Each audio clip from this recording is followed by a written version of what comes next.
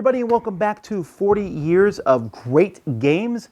I'm Tom Vasel, I'm your host, and today we're taking a look at 10 more games from another great year of gaming, the year 2005. I should rephrase that. This is one of the greatest years of gaming. 2005, if I rank all the years of gaming, is probably, in my opinion, the second greatest year of games. So many games came out. It was 11 years ago, and it was just an amazing time for the industry. And so we're going to start here by taking a look at those. I do want to say there's a lot of great games like Ket, Shadowhunters, Diamant, Manila, Vegas Showdown. Haha, can I not talk about Vegas Showdown? Key Largo, that did not make the list. It was a great year. I could have easily made a top 10 out of games I did not put on the list. Number 10 is a surprising one. Many people probably would not put it on their list, but I love it, and that is Pentago. Pentago is an abstract strategy game. Now, abstract strategy games do not get a lot of buzz. I mean, everyone knows about chess and checkers and Go, and as time goes by, certain games will hit the scene with a big, wow, this one's interesting. But many of them come out each year, and many of them miss it. Pentago was one of those games that caught a lot of people's attention because it was a simple game. Get 5 marbles in a row, and on your turn you add a marble to the board, and then you twist it one part of the board. And so you could win by adding the 5th marble or by twisting it to make 5 of your marbles line up. A great 2-player game. They actually came out with a Pentago XL version later on, which allowed 4 players to play, but I still think it's best with 2. It had a classic look, which the best abstracts usually do. Very simple. I can teach you the game in about 30 seconds, and yet offered a lot of cool depth. Pentago. Number 9 is a party-style game, Wits and Wagers. Now, Wits and Wagers is the game that put North Star Games on the map. North Star Games had a game before this one about modeling clay, but this one here really brought themselves to people's attentions. North Star Games takes one game and they throw themselves into it fully. And with Wits and Wagers, they took a trivia-style game. And people are like, oh, trivia. Because the problem with trivia games is if you don't know the answers, it's not very helpful to you. But in Wits and Wagers, you just have to guess close enough to the answer without going over, or guess who else do you think. You're betting on who else at the table you think might be right about the answer. It does so in a great way.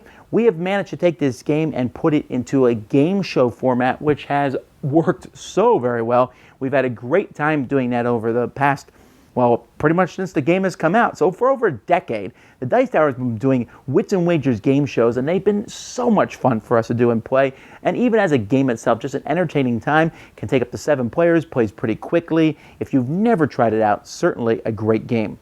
Number 8 is Nexus Ops.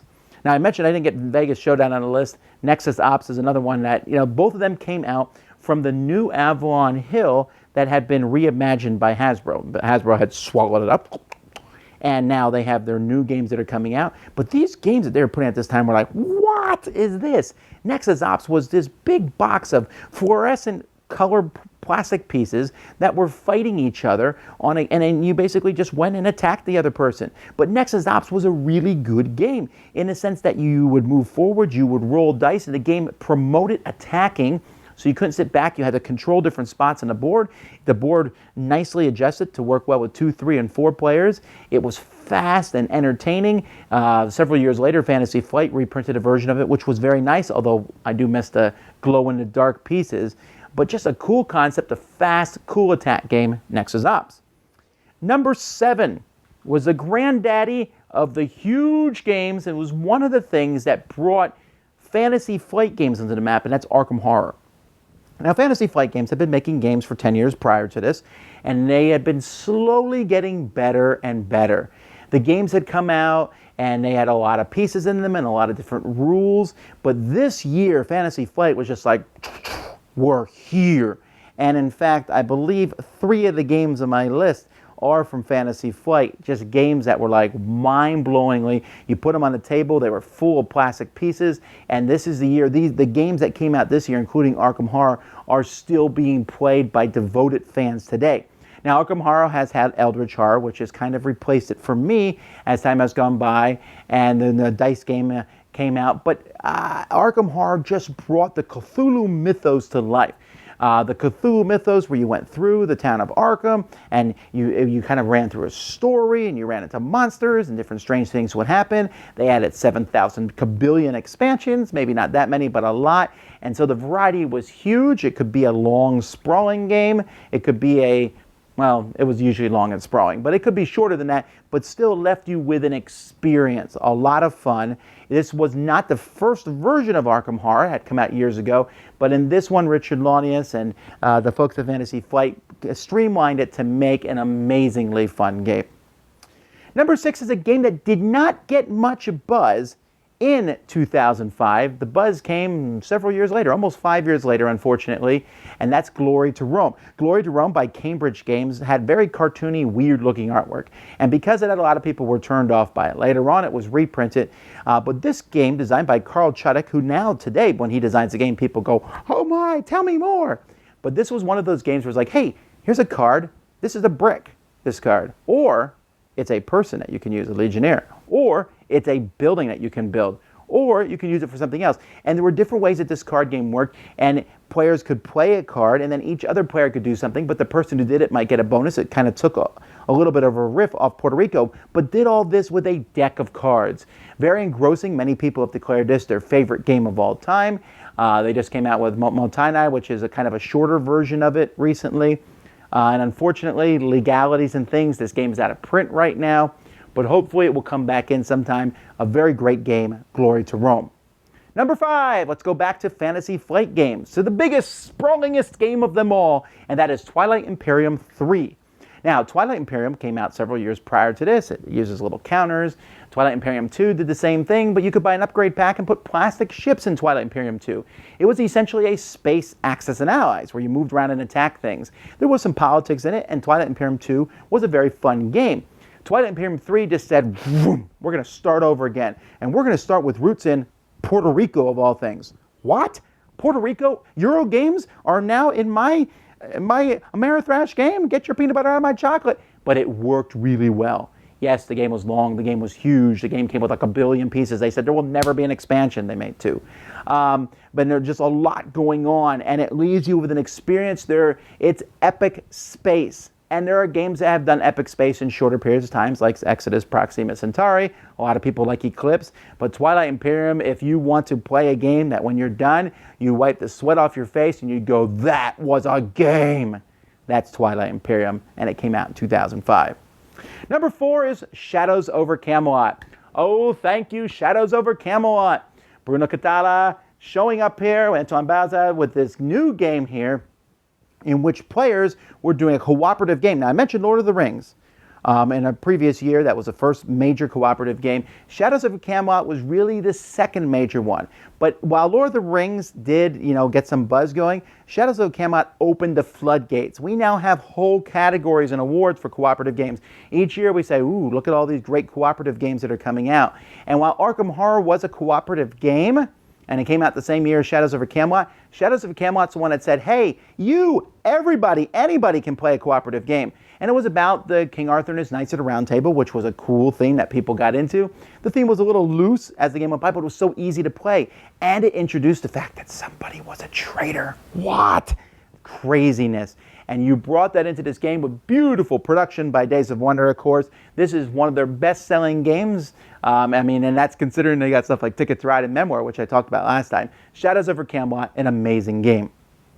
Number 3 is a personal favorite of mine. That's Battlegrounds Fantasy Warfare. Now, this one did not make a big splash. In fact, it's being rebranded right now as we speak. Battlegrounds Fantasy Warfare took miniatures games into a card game. And so you look at a card and it would show you the top down of a troop. Now, the advantages of this were amazing because I could have a deck of cards, which was thousands and thousands of points of troops. I did not have to paint them. I can carry them around in my pocket. But it also had a good system behind it. And it also had a fun fantasy theming, although they did retheme it historically later on to do the Punic Wars. But just to be able to sit there and have this huge army, I have the drawers down here full of I think 10 or 12 armies that they came out with eventually, all different cool fantasy stuff. And you have a deck of cards. The armies were good. You would start them moving, and they would just keep fighting on their own until you changed the orders. A good system, Battleground Fantasy Warfare. Number 2, The number one game that came out in 2005, probably the one that's held up the longest, I believe, on Board Game Geek right now, it's ranked number 2, and that's Twilight Struggle. I remember when Twilight Struggle came out, Alan Moon from Ticket to Ride fame emailed me and said, best game of the year. I said, sir, that's nice, but it's January. It's kind of hard to call that. Well, he may have been right. Twilight Struggle takes the communist versus freedom, USSR versus USA, the Cold War essentially, from right after World War II all the way up to present times, or up to at least to the fall of communism. And you get to play everything from the space race to the hot wars that happened, whether they be in the Koreas or in Africa, and you're controlling, and there's so many things going on, and it's a deeply strategic game that has a great historical flavor. And while this game may seem too deep and heavy for many people, you look at it, it looks like a heavy war game, I would say maybe you should try it at least once, because it really is that entertaining. It really is that cool of a game. I love it in my collection, Twilight Struggle. But my number one game from 2005 is another Fantasy Flight game, and this game has had a second edition come out since, and a Star Wars edition come out, and that is Descent. Descent is a dungeon crawl, and I love dungeon crawls. I love Dungeons and Dragons and Pathfinder and things like that, but they really take a lot of work to get into. Descent said, hey, we're going to take the Doom system, which they had done the previous year, where it was a game based on the video game Doom, and we're going to bring that into fantasy. And I was like, yes, because as a kid, I always liked Hero Quest, and I was hoping that Descent would be kind of a natural progression of that. Was it ever? There was so many cool things that you could do in Descent, so many ways to build your characters, so many neat monsters. And here Fantasy Flight's adding their 7,000 different expansions was a great thing. So many cool monsters. They started off kind of generic, but as time went by, we saw monsters that we hadn't seen anywhere else built in their Terranoth universe. And wow, I like dungeon crawls, and I understand that sometimes you miss out in a board game like this, maybe the negotiation and the role-playing, but sometimes you just want to kick the door in and slay some monsters. And Descent allows you to do that while offering some really good strategic tips. Now, Descent 2 blows Descent away. It really does. It's that much better. But this is where it all started in the year 2005. 2005, an amazing year. One of the best years of gaming. Such great games came out. Thanks for joining me today. Tell me what your favorite games are in the comments below. Thanks for watching 40 Years of Great Games. I'm your host, Tom Vasel, and you've been watching The Dice Tower. Thanks so much for watching the Dice Tower videos. Find more great videos and reviews, as well as our top-rated audio podcast at Dicetower.com. You can also find other great shows at Dicetowernetwork.com. I'm Eric Summerer, and you've been watching The Dice Tower. The Dice Tower is sponsored by Cool Stuff Inc., where you can find great games for great prices. Cool stuff in stock. Check them out at CoolStuffInc.com.